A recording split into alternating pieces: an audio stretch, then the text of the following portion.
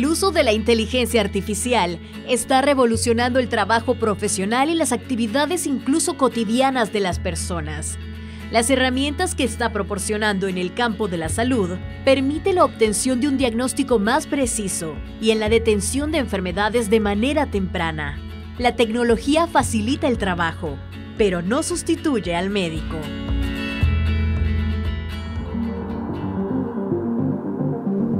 Servicios de telemedicina. Desarrollo de nuevos medicamentos. Detención temprana de enfermedades. Evaluación del riesgo de complicaciones. Precisión y rapidez en la interpretación de imágenes médicas, como radiografías, tomografías y resonancias magnéticas. Tratamientos personalizados basados en el perfil genético del paciente. Son algunos de los campos en los que la inteligencia artificial está revolucionando y se ha convertido en una herramienta de apoyo en el campo de la salud. Además, se están utilizando robots controlados por inteligencia artificial en procedimientos quirúrgicos para mejorar la precisión y reducir el tiempo de recuperación de los pacientes. También se están usando aplicaciones para optimizar la gestión de recursos hospitalarios, mejorar la eficiencia operativa y reducir los tiempos de espera de los pacientes, entre otros usos.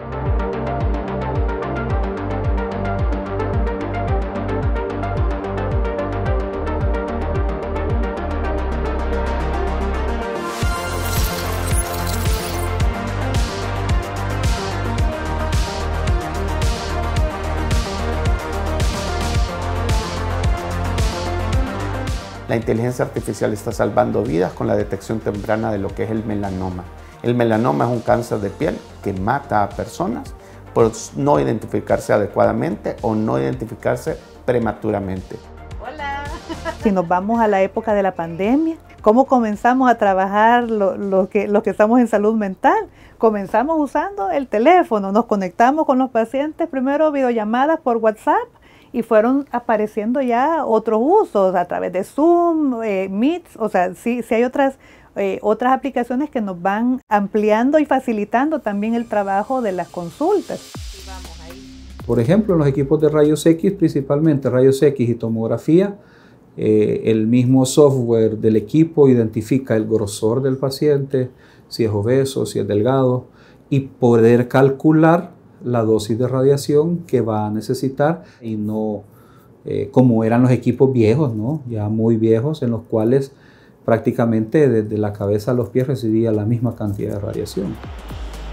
Uno de los ejemplos más reconocidos en odontología, que hoy se ha vuelto más hacia lo digital, es el uso de escáneres intraorales. ¿Cuál era el método tradicional? Si ustedes recuerdan, el odontólogo mezclaba una masa, la colocaba en la boca, esperaban 2-3 minutos a que ésta endurara y se obtenía el molde de los dientes del paciente.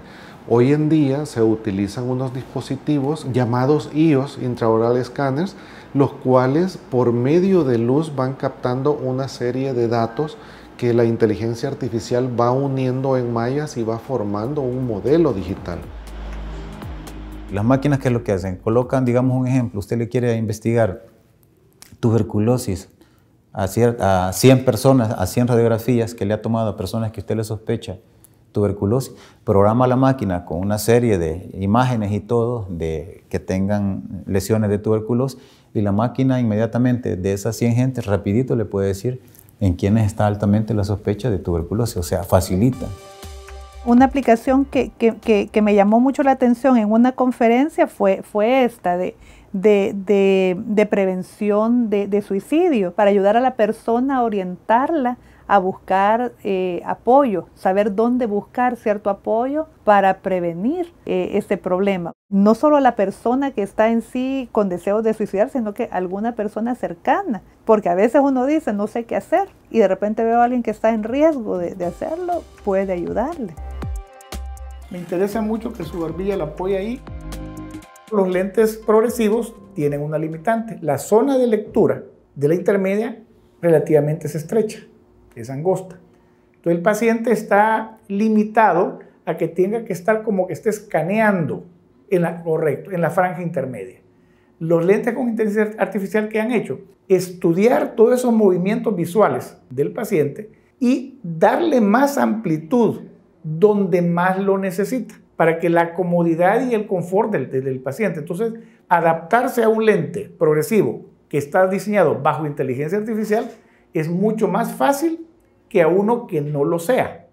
Actualmente en el país la mayor parte de hospitales, tanto nacionales como del Seguro Social y de la parte privada, la mayor parte ya son equipos digitales o equipos digitalizados, ¿verdad? Esto permite que haya ya sistemas PACS, que es un sistema para el manejo de las imágenes específicamente, y sistemas RIS, que son sistemas de información radiológica, que son los que manejan toda la parte de citas administrativas, comparaciones, reportes, ingresos, finalización de estudios, etcétera, etcétera, ¿verdad? Eso permite, por ejemplo, acelerar flujos porque el paciente, por lo menos en el Seguro Social, se baja la base de datos del seguro y a partir de ahí prácticamente ya no se digita absolutamente nada más que solo se jala el nombre hacia los equipos. El manejo de la información es fidedigna del mismo paciente. Si yo tengo varios estudios, yo puedo ver todos los estudios al mismo tiempo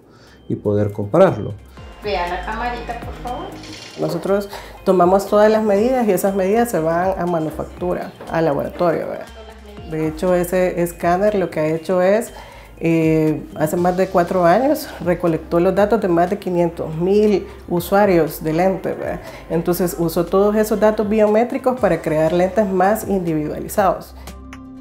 Los equipos actuales o más modernos traen ya módulos de inteligencia artificial que incluso internacionalmente todavía siguen en modo de prueba, ¿verdad? Porque estos módulos de inteligencia artificial lo que hacen es recabar información de diferentes estudios en específico y esos estudios poderlos como sugerir algún hallazgo que por inteligencia artificial le parezca anormal y entonces de esa forma el médico poder discernir qué es lo que va a desechar y lo que va a utilizar de insumo para su interpretación, ¿verdad? Sí. Anteriormente, los dermatólogos usábamos lupa. Esta era nuestra herramienta principal. Con los años se desarrollaron lupas de diferentes intensidades, como esta, que es una luz polarizada y que tiene diferentes tipos de luces, y esto permite una evaluación más correcta de la piel. Pero los estudios y todo han demostrado que las herramientas pueden ser más poderosas. Por ejemplo, este es un dermatoscopio y, si nos damos cuenta, tiene profundidades diferentes y nos permite la evaluación de lo que son los lunares a una mejor distancia y cuando es una área tricológica, o sea, en cuero cabelludo, podemos ocupar estos que es por vía inalámbrica en estas situaciones para poderlas evaluar en una tablet perfectamente. Ahora, ¿cómo se alimenta esta situación? Con la inteligencia artificial. Nosotros los dermatólogos tenemos bancos de imágenes y todas estas imágenes son de lesiones que son sospechosas de cáncer de piel y al introducirlos en la inteligencia artificial, después nosotros cuando tenemos una lesión similar, la ponemos, la inteligencia artificial lo que hace es que mira las similitudes y los patrones correspondientes con eso. Y como ha aprendido en base a esto, podemos decir si estas lesiones son buenas o malas. Ahora, ¿cómo lo hacemos en la clínica? De esa misma forma. Ocupamos la inteligencia artificial, ayudándonos, tomando nuestra imagen, metiéndola a la base de datos y pudiendo identificar si estas lesiones son benignas o malignas. De igual forma lo podemos ocupar para descartar o no si la patología que tenemos en las uñas es o no es un hongo, porque no todo es hongo. Y miren, por ejemplo, este paciente que vino con una sospecha de un cáncer de piel, se le hizo la dermatoscopía, se puso en el patrón y luego de un tratamiento, miren cómo va despigmentando, usando los patrones sin tener que hacer algo agresivo. La IA puede ser utilizada en el sentido de escoger poblaciones de riesgo, escoger poblaciones que tengan depresión, por ejemplo, o con algún problema para el que sea enfocado. Puede ser que para un tamizaje sea útil para tamizar mejor a la población que puede entrar para un estudio de medicamento. Pero ya para ver los resultados y todo, o sea, al final es lo que vamos a ver físicamente en la persona si el medicamento funciona o no. Un ejemplo bastante palpable es el tratamiento de endodoncia, que anteriormente uno colocaba un instrumento dentro del diente, tomaba una radiografía y por medio de esta uno determinaba la altura a la que estaba trabajando. Estos instrumentos, conectarlos al aparato, y en el momento que yo lo coloco en el diente, él me va guiando y me va diciendo a qué profundidad yo ya estoy trabajando. Entonces me da una exactitud aún mayor y una rapidez, porque yo me quito todo ese tiempo que ocupaba en radiografías. Quiero que me digan ciertas letras. ¿Qué letra tengo ahí? La K. Un lente con inteligencia artificial y digitalizado provocan menos estrés ocular, más comodidad. Máxime aún el uso tan asiduo de computadoras y de instrumentos digitales. Ese precio es bien variable, lógicamente dependiendo de cada lugar, pero podría oscilar entre los $300 hasta unos $500 el par de lentes, o sea, aproximadamente. Sin contar el aro, porque hay que diferenciar lo que es aro y lo que es lente. Según el doctor Alejandro Candray, para el uso del oftalmólogo aún no se comercializa equipos y software con inteligencia artificial, pero están en desarrollo para auxiliar el diagnóstico temprano de queratocono, una enfermedad degenerativa de la córnea, retinopatía diabética y cálculo de lentes intraoculares. Las aplicaciones tecnológicas principales en esta área médica son la cirugía guiada por computadora, que representa las primeras etapas donde se automatizan cirugías que en el pasado se realizaban de manera manual, aumentando ahora la precisión y seguridad. También la cirugía con microscopio 3D, con una experiencia de realidad aumentada.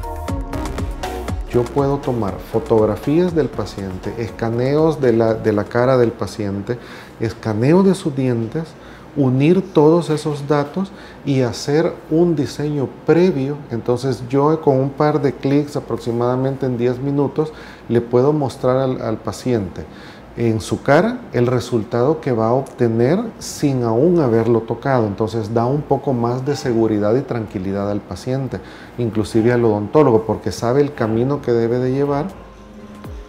Ya están usando ciertas plataformas, ¿verdad? Ciertos programas o software que permite priorizar que esta persona necesita la cita más luego, que esta persona, que X paciente necesita una cirugía lo más temprano que se pueda. Sí, ya se está utilizando, pero son áreas complementarias, como para facilitar que usted accese a un servicio de salud, ya sea público, privado, o en el área militar o en el área de bienestar magisterial. En aplicaciones donde vamos siguiendo estados de ánimo de los pacientes, podemos hacer uso de la inteligencia artificial. También seguimiento de sueño, también, por ejemplo, herramientas que los pacientes les puede servir para bajar la ansiedad. Bueno, hay herramientas de mindfulness que pueden buscar y eso lo buscan en la Play Store y ya encuentran varias herramientas que les puede servir. Se crea la falsa expectativa muchas veces de que la inteligencia artificial va a sustituir al médico, o las diferentes especialidades podrán creer que al tener inteligencia artificial en el área de radiología ya no van a necesitar del radiólogo. Y debemos de entender una parte legal en la cual la máquina no puede ser responsable de una firma y sello, cosa que el radiólogo sí. Y segundo, por otro lado, también entender que los módulos de inteligencia artificial lo que me hacen es sugerencia de todo lo que le parece raro según su base de datos. Si no lo tiene en su base de datos, no lo va a señalar. Y esa base de datos va a ir creciendo con el tiempo y va haciendo más cercano los hallazgos, pero sin embargo no lo sustituye porque muchas veces hay hallazgos que no me son relevantes en el momento. Un artefacto de movimiento, algún cuerpo extraño en el cuerpo, a veces hasta los lunares, me puede simular hallazgos que obviamente el módulo me lo va a señalar, mas sin embargo el que va a discernir si le da importancia o no es el médico radiólogo en este caso, ¿verdad? Pero esos módulos incluso internacionalmente aún están en prueba. En el país algunos equipos, como el equipo de resonancia magnética del Seguro Social que acaba de ser instalado en el consultorio de especialidades, cuenta con algunos módulos de inteligencia artificial para algunos estudios, pero sí en algunas cosas, más no en otras. Es muy difícil que en este caso, y más en el área de la salud, que un médico sí sea sustituido por una computadora. Creo que lo que está sucediendo es agilizándonos o facilitándonos a nosotros el trabajo, pero no va a ser la misma mano de obra al ser ejecutada por una máquina con la inteligencia artificial más alta que se pueda tener a un operador con su destreza.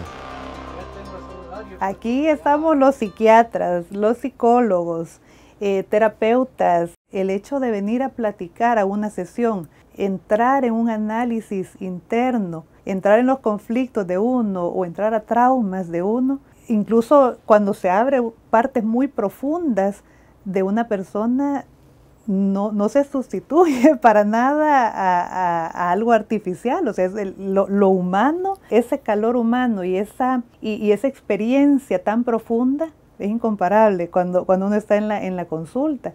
El poder sentir ciertas cosas que el paciente tal vez en su lenguaje verbal no lo dice, pero hay cosas en su lenguaje no verbal que nosotros lo podemos observar. Ni siquiera la inteligencia artificial nos lo puede decir.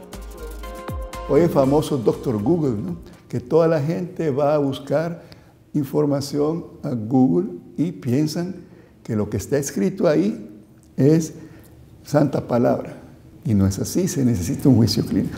Yo no voy a tratar el examen, yo trato al paciente.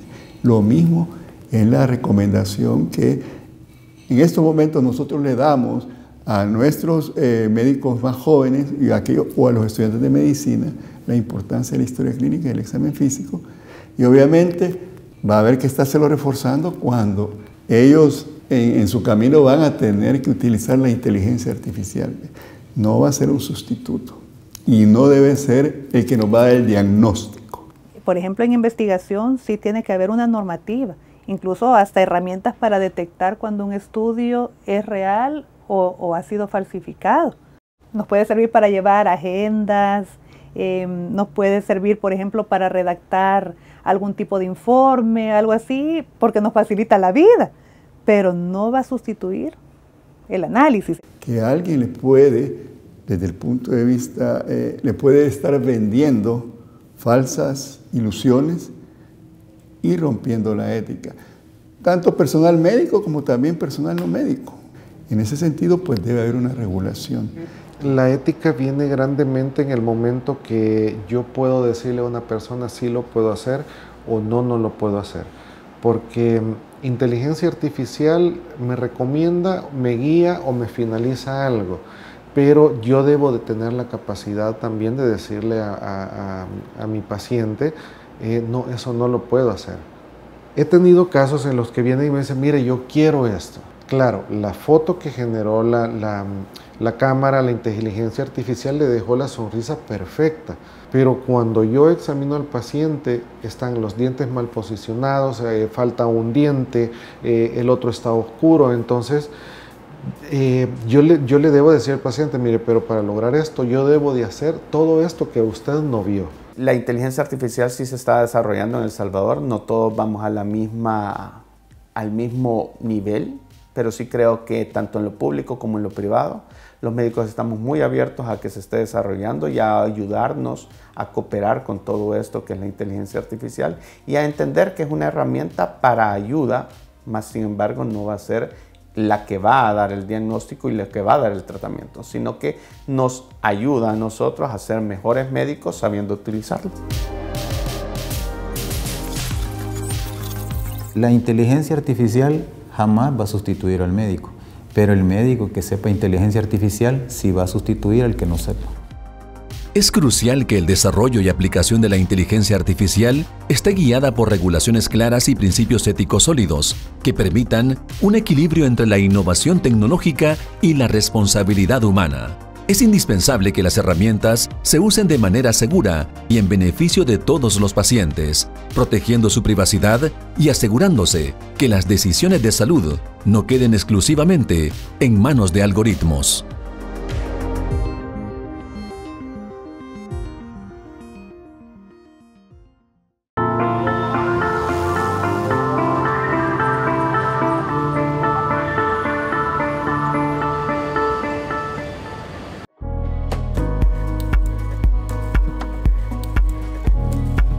Organización Mundial de la Salud afirma que existe una acelerada innovación en los servicios médicos en el ámbito digital. En general, la inteligencia artificial está mostrando tener el potencial de mejorar la atención y, en concreto, brindar diagnósticos más precisos para el tratamiento de las enfermedades. Los avances en la medicina hacen cada vez más probable que las personas que son intervenidas con estas tecnologías tengan mejores probabilidades de éxito y recuperación.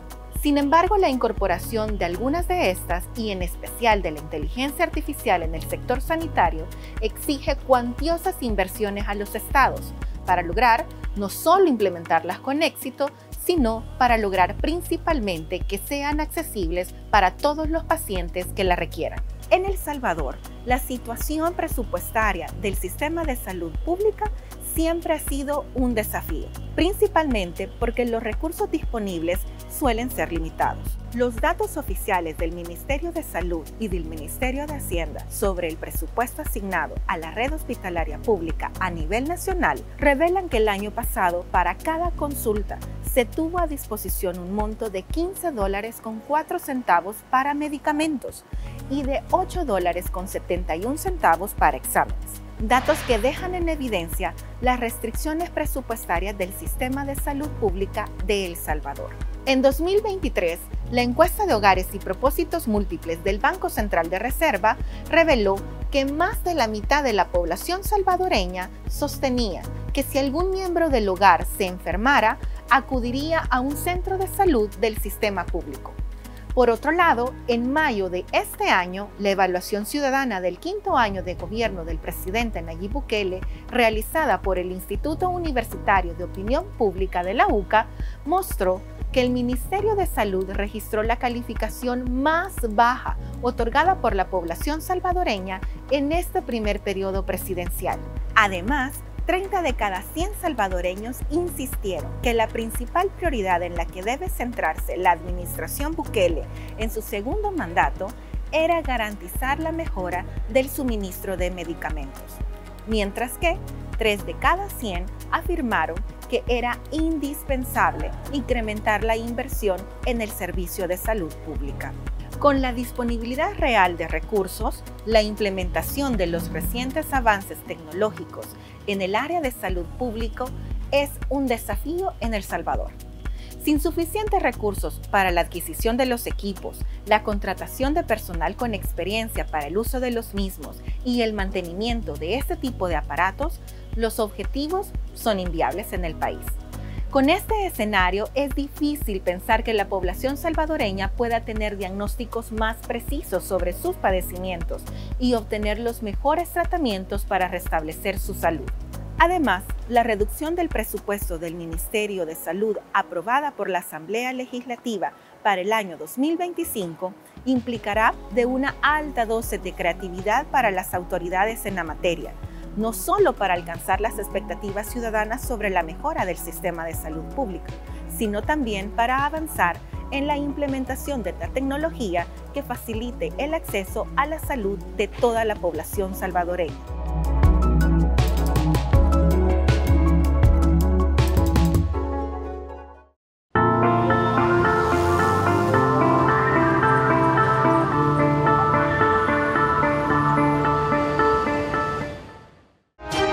Al filo de la semana.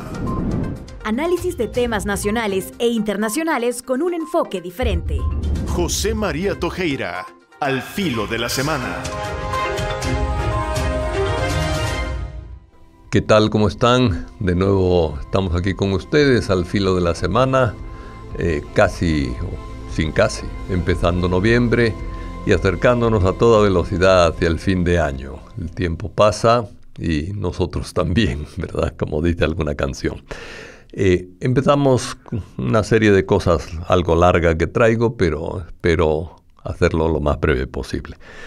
El movimiento por la defensa de los derechos de la clase trabajadora da cifras de trabajadores despedidos que siguen en aumento, 63 entre docentes y áreas de salud, y despidos siguientes a la movilización habida la Marcha Blanca que hubo recientemente. ojalá se reflexione un poquito más. Manifestarse, participar en una manifestación no debe ser razón para despedir a nadie.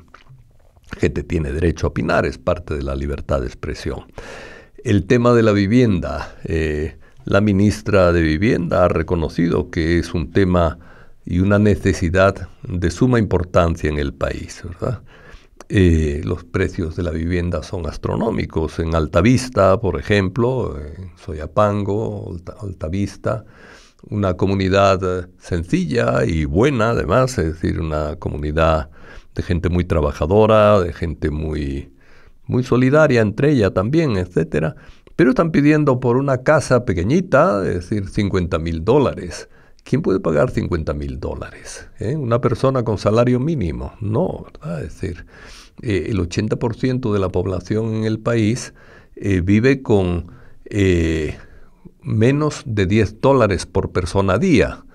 Entonces, así es muy difícil llegar a los $50,000, ¿verdad? Es decir, bueno, a ver si se hace algo que sea asequible a través del Fondo Social de la Vivienda. En contraste con esto, el censo nos está diciendo que el 19% de las viviendas que existen en El Salvador están desocupadas. Y no son esas viviendas pequeñitas, son las viviendas en la playa, son las viviendas en esas torres que les van a liberar de impuestos además, ¿verdad? Y ahí hay un montón de pisos, de apartamentos vacíos, ¿verdad? Y van a tener liberación de impuestos además. Bueno, es decir, el tema de la vivienda es un tema que hay que tratarlo a fondo y lograr que haya vivienda decente para toda la población. El Sindicato de Mujeres Trabajadoras del Hogar, las trabajadoras del servicio doméstico, ¿verdad?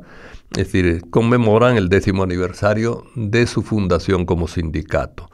Qué bueno, ojalá todas las mujeres que trabajan en el servicio doméstico se sindicalizaran y lograran conquistar sus derechos. El gobierno no ha querido firmar todavía el convenio 189 de la Organización Internacional del Trabajo, que exige que se le den las prestaciones laborales como todos los demás trabajadores a las trabajadoras del hogar. Es un derecho.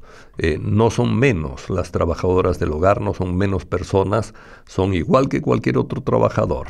Y no se quiere reconocer ni por parte de la empresa privada ni por parte del gobierno. Eso tiene que cambiar. El censo. El crecimiento de la población en El Salvador se ha ido desacelerando en las últimas décadas. 320,000 personas menos que las que existían, que las que existían como proyecto de la DIGESTIC para el 2021. Es decir, había un proyecto de crecimiento, pues hemos crecido menos. Tal vez el decrecimiento comenzó ya hace tiempo, ¿verdad? Es decir, pero lo que sí se ve en el país es que vamos en un decrecimiento que va a hacer que haya cada vez más personas ancianas y sin trabajo y más personas que van a tener que cargar con esas personas ancianas, ¿verdad? Es decir, yo creo que se ha insistido tanto en los problemas de la procreación y se ha insistido tanto en el problema económico de echar adelante un hijo que cada vez las mujeres tienen menos hijos. Para que se reponga la población es necesario que por cada mujer haya, digamos que por cada 100 mujeres haya 21 niños que nazcan, ¿verdad? Por cada 100 mujeres, 21 niños. Así se repone la población. Pero si son menos por cada 100 mujeres, ahí estamos fregados, ¿verdad? Es decir, bueno, vamos a ver ahí qué se logra. Por cada 100 mujeres, 210 niños. Dije 21, 210 niños por cada 100 mujeres para que la población se reponga, ¿verdad? Además, las mujeres se las está dejando solas para llevar adelante sus hogares. El 45% de los hogares son liderados por mujeres, también según el censo. Bueno, aquí hay problemas que refleja el censo, no solamente en el tema del crecimiento de la población, hablábamos de la vivienda también, pero hay una serie de problemas que deben enfocarse y deben hacerse políticas públicas que traten de resolver esos problemas. El Estado es precisamente para que convivamos todos con la mayor paz, cordialidad, pero también con el mayor desarrollo posible. Hay que hacer políticas públicas en favor del desarrollo, viendo dónde están los problemas y ayudando pues, a las mujeres del hogar, a la vivienda o a los hogares liderados por mujeres, ¿verdad? Es decir, un punto que repetimos siempre y que es importante es el del tráfico. En el 2024 han muerto ya 418 motociclistas en accidentes, ¿verdad? La mayoría hombres jóvenes que se dedicaban al delivery, ¿verdad? A llevar cosas y que ganan un par de cuoras, ¿verdad? 50 centavos por entrega, que no tienen prestaciones. Claro, en ese nivel de salarios tan bajos es normal que quieran ir rápido porque si no, no ganan. Además son jóvenes y tienen un poquito de ambición de hacerse con algo, etcétera. Y luego tienen los accidentes, los que conducimos carros a veces nos quejamos de los motoristas, pero uno tiene que entender cuál es el problema de fondo, ¿verdad? Yo creo que formalizar el trabajo y darles un salario digno es también parte de las políticas públicas que debe tener el gobierno, ¿verdad? Volviendo a otro tema, entregaron el cuerpo desaparecido de un joven en Cumbres de San Bartolo, un joven de 19 años, ¿verdad? Asesinado por las maras. Qué bueno que los parientes pueden hacer el duelo con el cuerpo del joven, ¿verdad? Qué triste que hayamos estado tan sometidos a desapariciones cometidas por las maras, ¿verdad? Es decir, y crímenes también terribles, ¿verdad? Bueno, hay que tener un compromiso de nunca más y lograr ese compromiso de nunca más, de nuevo, con una estructuración del Estado que no viole derechos humanos de personas inocentes, ¿verdad? Ni tampoco de los culpables. Hay que tratarlos como personas, hayan sido lo que hayan sido, y darles la oportunidad de rehabilitarse, aunque tengan que pasar varios años en la cárcel o algunos muchos años para poder rehabilitarse, ¿verdad? Es decir, bien, el Observatorio de Derechos Humanos, siempre en este campo de los derechos humanos, entre los años 2019 y 2023, habla de un promedio anual de 5.712 mujeres y niñas víctimas de agresión sexual. Evidentemente son más de 1.000 mujeres al año y niñas, ¿verdad? Es decir, en estos 2019 a 2023 es una barbaridad, ¿verdad? Es decir, los datos de Ormusa reflejan a veces acoso y otros actos de violencia todavía en mayor cantidad. La Fiscalía en ese sentido tiene que trabajar mejor en defensa de los derechos de la mujer, ¿verdad? Y ojalá también respete el fallo absolutorio de los activistas ambientales de Cabañas. Han querido apelar o están apelando, pero realmente si el sistema judicial dice que no son culpables personas que han sido acusadas tan débilmente a través de testigos indirectos, ¿verdad? Testigos de referencia que me dijeron que estos eran, es decir, eso no es un testimonio válido en un sistema judicial normal, ¿verdad? Es decir, no digamos decente, sino normal. Pues bueno, es decir, el andar apelando da la impresión de que hay una especie de odio o de deseo de entorpecer el trabajo ambiental de estas personas, ¿verdad? Y hablando de ambiental, también salen informaciones de que el 79% de los cuerpos de agua del país, de los ríos, etcétera, necesitan planes de descontaminación y saneamiento, ¿eh? Otro problema que tenemos en ese ámbito de la defensa de la naturaleza.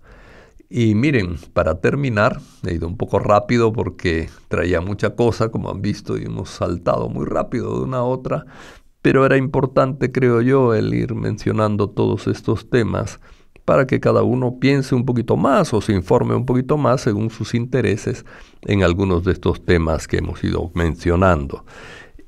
Para terminar, el cambio climático amenaza las cosechas de nuestros países, ¿verdad? Miren, con el cambio climático podrían mejorar incluso el rendimiento de los cultivos en los países de latitudes altas. En Europa, en Estados Unidos, productos como el trigo o como el maíz podrían rendir más, ¿verdad? Pero ciertamente el aumento de las temperaturas va a afectar negativamente el rendimiento en las zonas tropicales, es decir, en las zonas en las que estamos nosotros, entre 21 grados norte y 21 grados sur. Aquí el calentamiento global va a afectar negativamente a las cosechas, especialmente a las de maíz y a las de soya. Es decir, tenemos un grave problema porque en nuestra cultura el maíz es un elemento básico de alimentación. Ya tenemos problemas de inseguridad alimentaria y con esto podría crecer la inseguridad alimentaria de nuestros países. Hay métodos de adaptación, por ejemplo, cultivar en partes más altas, pero hay que adecentar y hay que saber tratarla a la tierra, es decir, no podemos cultivar en tierras altas deshaciendo los bosques que existen en las mismas, por ejemplo, ¿verdad? Es decir, porque eso nos traería otro tipo de problemas, también grave dentro del calentamiento global. Es decir, pero hay que buscar maneras de realmente readaptar los cultivos al calentamiento global. Y hay que irlo haciendo ya, estudiándolo dentro del país, delimitando zonas que pueden ser zonas de expansión agrícola. A veces las grandes compañías azucareras o de otro estilo acaparan también las mejores tierras, ¿verdad? El cambio climático va a ejercer una presión cada vez mayor sobre los rendimientos de los países donde la seguridad alimentaria es ya un problema. Entre esos países estamos nosotros. Pues pensar en cómo por lo menos tener algunos remedios o algunos caminos de que no baje demasiado nuestra producción alimentaria resulta indispensable, creo, para nosotros. Y esto es todo por hoy. Hemos ido un poco rápido con los temas, pero probablemente hemos tardado un poco también, porque han sido muchos. Ha sido un gusto estar con ustedes. Al filo de la semana. Análisis de temas nacionales e internacionales con un enfoque diferente. José María Tojeira, al filo de la semana.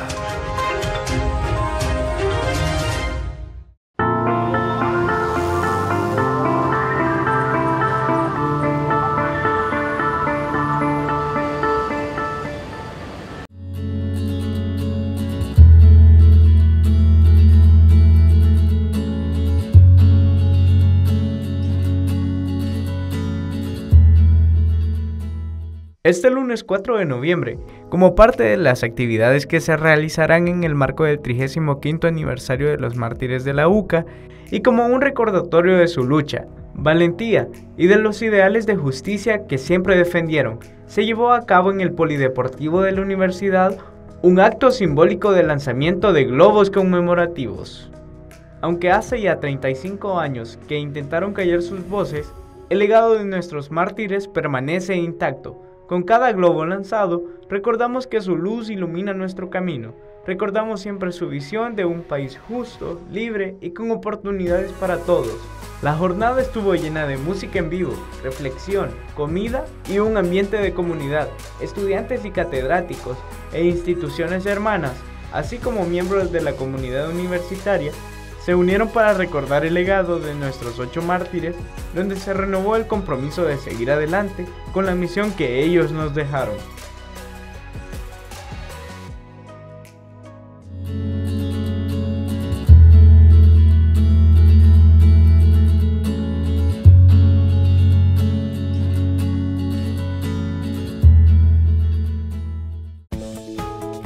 En el próximo Miradas, la CIDH presentó un informe sobre derechos humanos y estado de excepción en El Salvador, en el que analiza la situación que se vive en el país y hace una serie de recomendaciones al Estado salvadoreño, encaminadas a enmendar las violaciones de derechos humanos sucedidas en los últimos 2 años.